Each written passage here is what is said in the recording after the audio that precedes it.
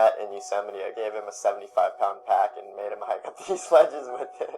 He got to the top and he threw it on the ground. He's like, yeah, that felt good. I was like, this guy's going to be good, probably.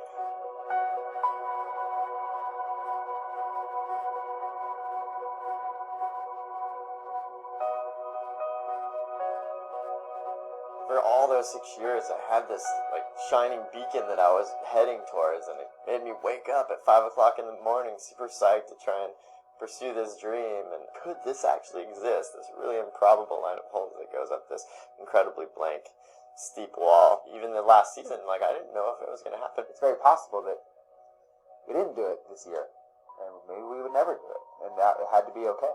We ended up having to climb in the winter because the conditions were the best for doing hard climbing, but that also meant that there was some ice fall. I'd never had like a pumpkin-sized piece of ice whipped right by me before.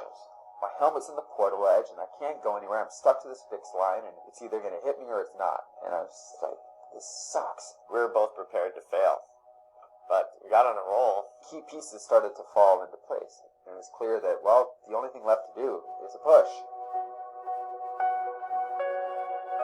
There's major crack in the feature system, one on Mescalito and one on the Wall of Really Morning Light, and we have to connect the two, and there's nothing in between.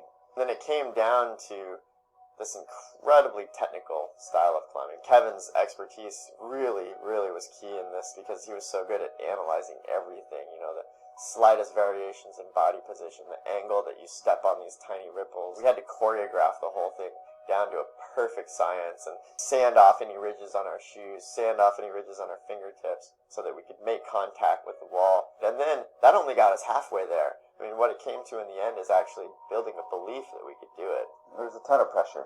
I didn't want to hold up our ascent, and I wanted to do it. We dedicated 6 years of our lives to doing this, coming down to this one pitch. It's like the most competitive and intense and emotional roller coaster over those 7 days, battling with that 15th pitch. I was like, I can't imagine going to the top of this thing without Kevin. Like, we've been working on this together for so long, and to start joking around a lot more. I was like, if I can just seem like I'm totally content to be up here and wait it out as long as possible, that's going to help take pressure off Kevin. The fact that I dropped my phone off the wall and I didn't have to deal with emails anymore, I was like, this is fun. Like, this is a moment in life that I'm never going to forget. And if it lasts a bit longer, that's a great thing.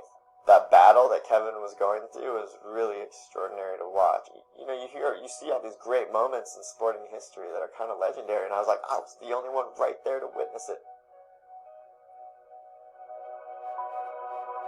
When you guys finally topped out, was it relief? Was it joy?